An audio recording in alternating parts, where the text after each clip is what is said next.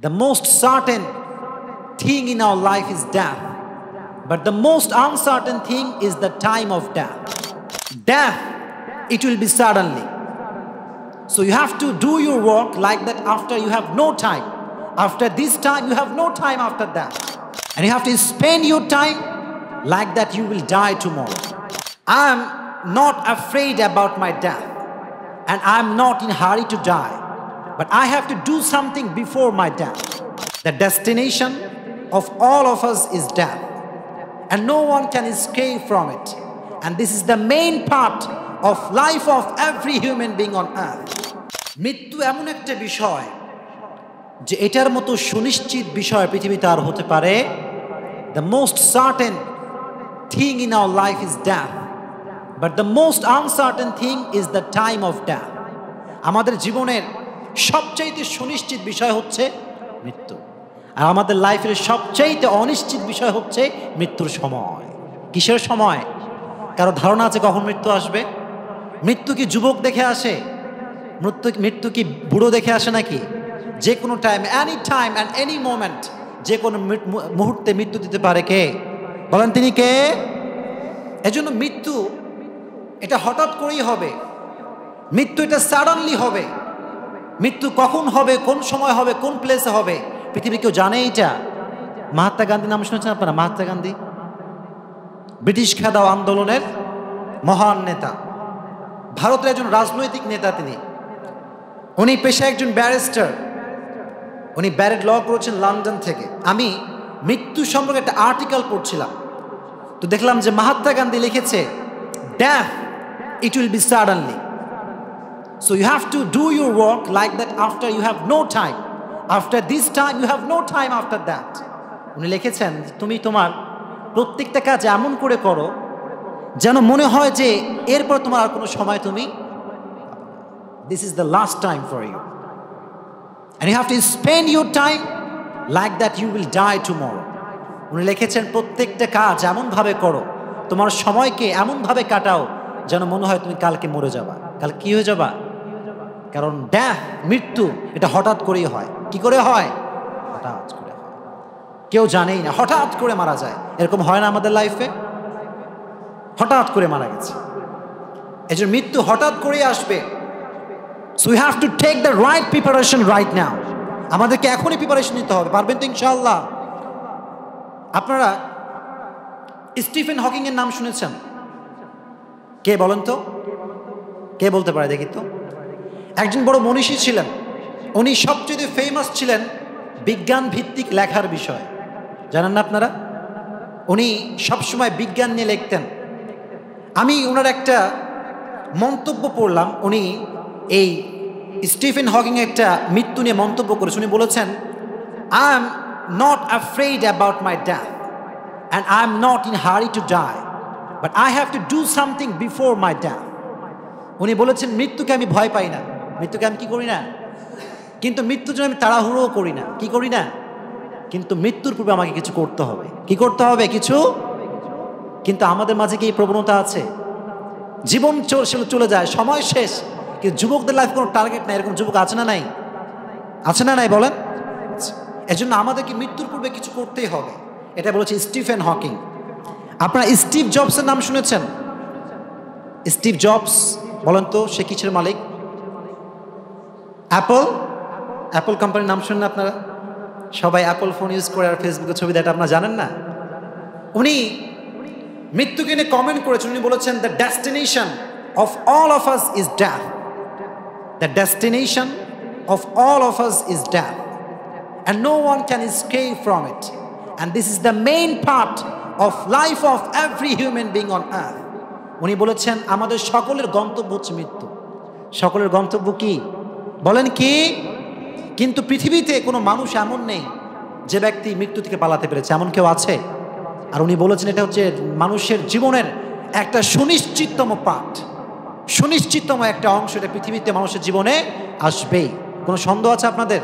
আর যেমন কোনো সন্দেহ আছে? এজন্য আমাদের সবাইকে মৃত্যুবরণ করতে হবে। তারপরে উইলিয়াম শেক্সপিয়ার নাম শুনেছেন? আমরা শেক্সপিয়ারের নাম শুনেছেন? ইংরেজ কবি ছিল, তাই না? এবং ইংরেজি সাহিত্যের ক্ষেত্রে ওনাকে গোটা বিশ্বে একজন বড় সাহিত্যিক মনে করা হয়, উইলিয়াম শেক্সপিয়ার। উনি বলেছেন যে পৃথিবীতে cowards people they die again and again. পৃথিবীতে যারা ভীতু প্রকৃতির মানুষ এরা বারবার মরে। এরা কি করে? বারবার মরে। আর যারা সাহসী প্রকৃতির মানুষ, যারা বুকে বল নিয়ে চলে, তারা একবারই মৃত্যুর স্বাদ গ্রহণ করে। কয়বার? আরো যে বলেন কয়বার? এজন্য বোঝা গেল মৃত্যু এটা আমাদের লাইফে আসবে কি আসবে না। এই যে আপনারা এদিকে মনোযোগী হন, মৃত্যু আমাদের লাইফে আসবে কি আসবে না? আসবে। পৃথিবীতে মানুষের সবচাইতে যন্ত্রণাদায়ক যে জিনিসটা এটা হচ্ছে মৃত্যু। মানুষের জীবনের সবচাইতে যন্ত্রণাদায়ক জিনিসটা কি? মৃত্যুর সময় প্রতিটা রুহু, প্রতিটা মানুষ মালাকুল মউতকে দেখতে পায়। আপনিও দেখবেন, আমিও দেখব। মালাকুল মউত মুমিন ব্যক্তির সামনে এসে একটা সাদা ধবধবে যুবকের বেশে এসে মুমিন ব্যক্তির শিওরে এসে বসে, এসে বলে, ইয়া আইয়াতুহান নাফসুল মুতমাইন্না উখরুজি ইলা মাগফিরাতিল্লাহি ওয়া রিদওয়ানি। হে প্রশান্ত আত্মা, আল্লাহর দয়া এবং মায়ার দিকে বের হয়ে আসো। বলা মাত্রই মুমিনের হৃদয় থেকে মুমিনের আত্মাটা স্মুথলি বের হয়ে আসে, কোনো কষ্ট ছাড়া। কাফাম মিন নাকফানিল জান্নাহ ওয়া হানুত মিন হানুতিল জান্নাহ। জান্নাত থেকে একটা সুগন্ধি মাখানো একটা রুমাল নিয়ে আসে। বলা মাত্রই মুমিনের আত্মাটা স্মুথলি বের হয়ে ওই রুমালের ভিতরে ঢুকিয়ে যায়, এবং লুকিয়ে যাওয়ার পরে মালাকুল মউত ওই রুমালটাকে নিয়ে জান্নাতুল ফেরদাউস চলে যায়। বলেন সুবহানাল্লাহ। বলা মাত্রই বের হয়ে আসে। আর যারা ইসলাম বিরোধী, কোরআন বিরোধী, এদের সামনে মালাকুল মউত সুন্দর ড্রেস পরে আসে না, সুন্দর পোশাক পরে আসে না। এদের সামনে কালো কুচকুচে একটা ড্রেস পরে আসে, ভয়ঙ্কর চেহারা নিয়ে আসে। এসে আগে ত্রাস সৃষ্টি করে। কি সৃষ্টি করে? ত্রাস, ধমক। হাইওয়েতে মাঝে মাঝে ডাকাতি হয় না? দেখবেন যে ডাকাত ঢুকে 5টা, প্যাসেঞ্জার আছে 60টা। ওই 5 জন ডাকাতের ভয়ে 60 জন পেশাব করে শেষ। আছে না নাই? কেন? আগেই ত্রাস সৃষ্টি করে। এসেই চাকু দিয়ে কয়েকটাকে ঝাপাঝাপ কোপায় দেয়। রক্ত দেখে, ব্লিডিং দেখে যা দেওয়ার সব আগে থেকে রেডি করে রাখে। আছে না নাই? এজন্য মালাকুল মউত আগে এসে ত্রাস সৃষ্টি করবে, ধমক। ধমক খেয়ে ওই গুনাহগারের আত্মাটা পাগল হয়ে যাবে। ডানে দৌড়, বায়ে দৌড়, সামনে দৌড়, পেছনে দৌড়।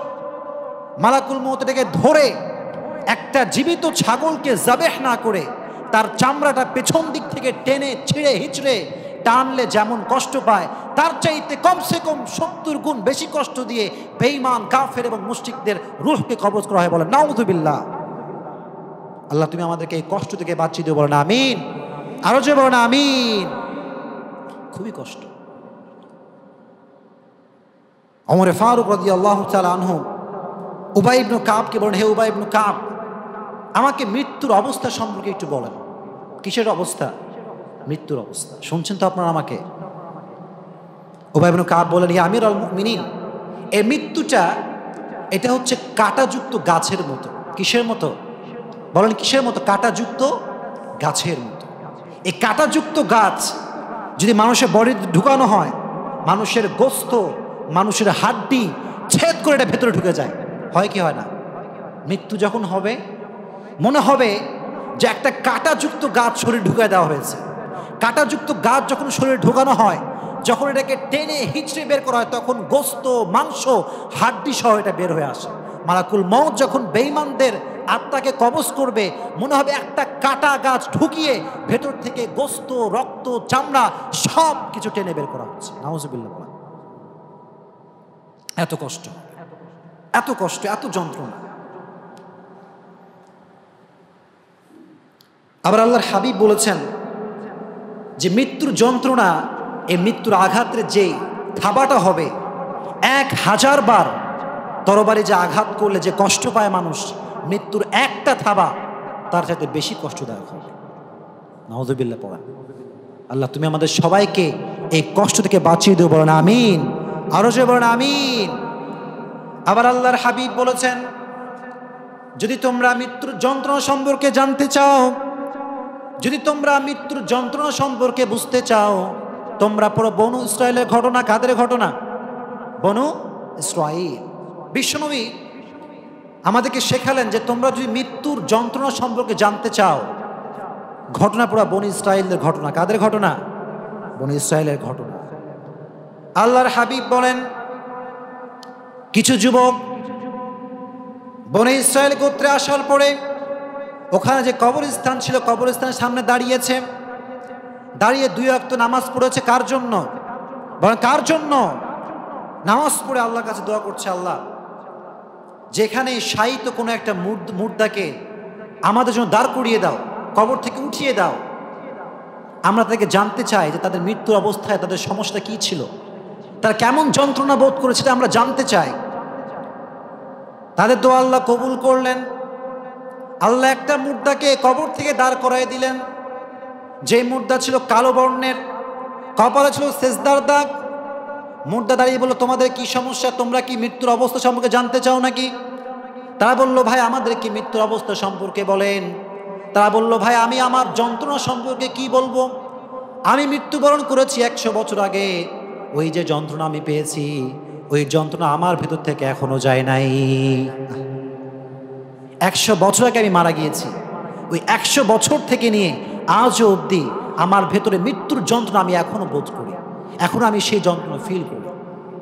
আপনি কল্পনা করতে পারেন যে মৃত্যুর আঘাত আর মৃত্যুর কষ্ট, এটা কত বেশি কষ্টদায়ক আপনি কল্পনাই করতে পারবেন।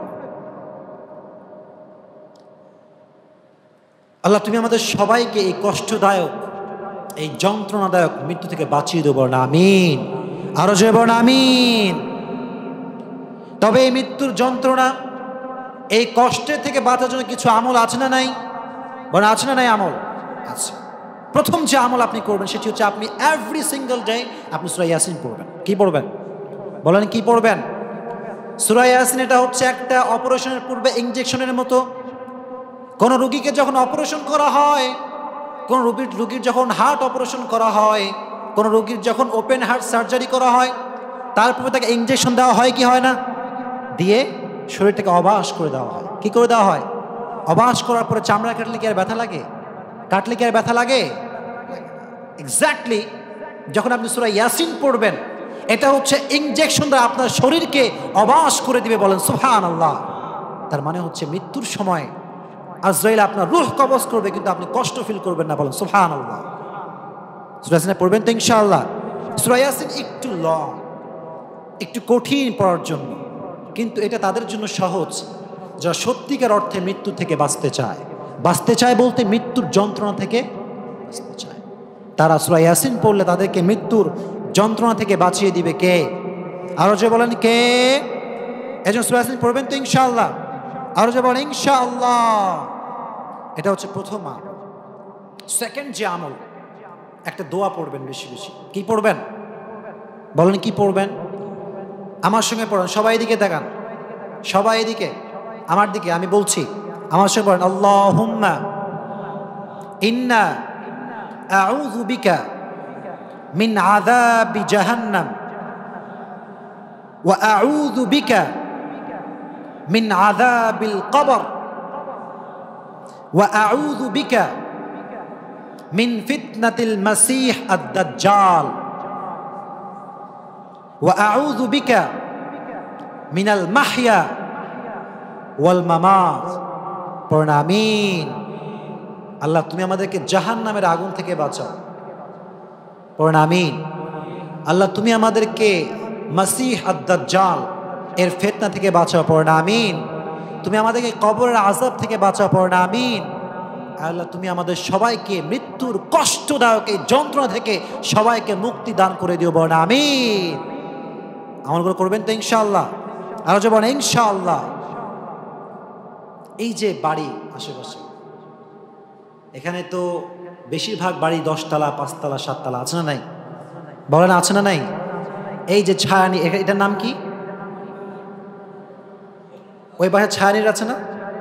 এই যে এই এরিয়াটা, এটা হচ্ছে ইজ লাইক বসুন্ধরা। আপনার ঢাকাতে গেছেন? গুলশানে গেছেন? বসুন্ধরা অনেকে গেছেন না? বড় বড় বিশাল বড় বড় বিল্ডিং। আমি গেছি, বসুন্ধরা ছিলাম কয়েকদিন, কয়েক মাস ছিলাম। এই যে বড় বড় বিল্ডিং, এই যে দালান কোঠা, মৃত্যুর সময় এটাকে নিয়ে যেতে পারবেন? বলেন এই দালান কোঠা আপনাকে যাবে? যাবে? কোনো সন্দেহ আছে এখানে? কোনো সন্দেহ নেই। যাওয়ার সময় যেতে হবে খালি হাতে। কি হবে? খালি হাতে। এজন্য পৃথিবী থেকে সবাইকে বিদায় নিতে হবে। এই দালান কোঠা, বাড়ি ঘর, টাকা সম্পদ, girlfriend boyfriend, PUBG, free fire, Facebook, Instagram, TikTok, এই সব কিছু ছেড়ে যেতে হবে কবরে। কোথায়?